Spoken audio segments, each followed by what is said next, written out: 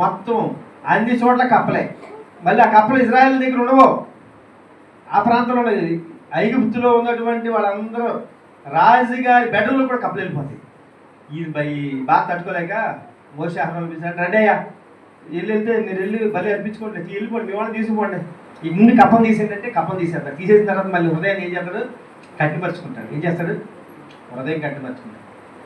మళ్ళీ ఈసారి ఇసుకను కొడితే ఏమొచ్చిందంట, నల్లు వచ్చినాయి. ఏమొచ్చినాయి, దేశం మొత్తం నల్లు వచ్చినాయి.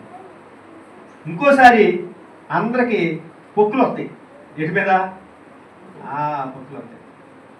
వడగళ్ళ వాన పడింది ఒకసారి, పశువులు గీసులు చచ్చిపోయి పంట అంతా నాశనం అయిపోద్ది.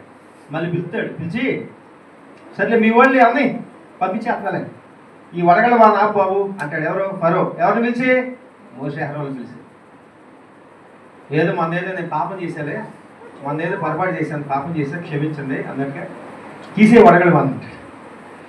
వడగళ్ళ వాన తీసే కానీ మళ్ళీ హృదయం కఠినమైపోద్ది. ఇది దేని సూచిస్తుందంటే మనం కూడా అవసరం అయిపోయిన తర్వాత ఏరు దాటినాకంటే తెప్ప తగలేశారంట. ఏం చేశారు, ఏరు దాటినాక తెప్ప తగలేదు. మనకి ఏదైనా వ్యాధి వచ్చిందనుకో, అది తగ్గే వరకు ఎసయా ఎసయా ఎసయా ఎసయా అంటాం. అంత పరిస్థితి మామూలుగా అయిపోయినప్పుడు మళ్ళీ హృదయం కఠిన చేసుకుని దేవుని పక్కన పెట్టాం. మళ్ళీ ఏదైనా సమస్య వచ్చిందనుకో, ఇంట్లో ఆర్థిక ఇబ్బందులు అయిపోయే వరకు ప్రార్థన చేస్తాం, మళ్ళీ హృదయం కఠిన చేసుకుంటాం. ఫరో మాట మాటికి హృదయం కఠిన చేసుకుంటాడు.